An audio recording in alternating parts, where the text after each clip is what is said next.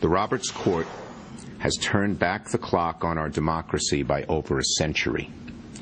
This disastrous decision paves the way for free and unlimited special interest spending in our elections. With a stroke of a pen, the court decided to overrule the 100-year-old ban on corporate expenditures. I don't know why the opponents are so freaked out about this. They don't seem to be bothered by the fact that media corporations have free speech. Why shouldn't a non-media corporation have free speech as well?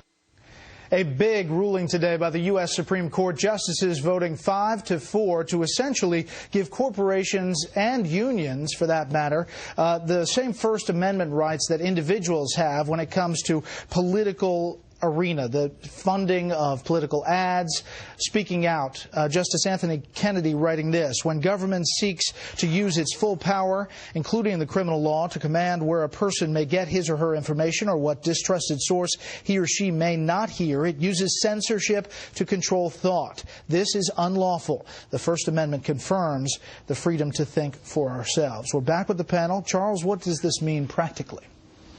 I think it's going to be extremely important. I think it's a great ruling. The most important amendment is the First Amendment. The most important of our rights is free speech, and the most important element in free speech is political speech. And that's why the governing class has always attempted kind of regulation of political speech. The less, the better.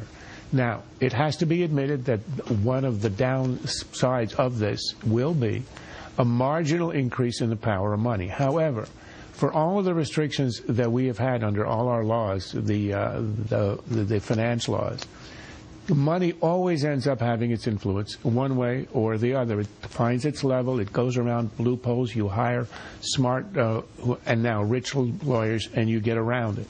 And secondly, the only way to completely abolish the power of money is to do as is done in other English-speaking countries and have it, you ban all political money and you have it all paid by the government. The problem is, if you do that, it's a huge advantage for any incumbent. So I think what we heard today is exactly what you ought to do. Disclaimers and disclosures so everybody knows who's giving and who is financing, but open the gates. Mara,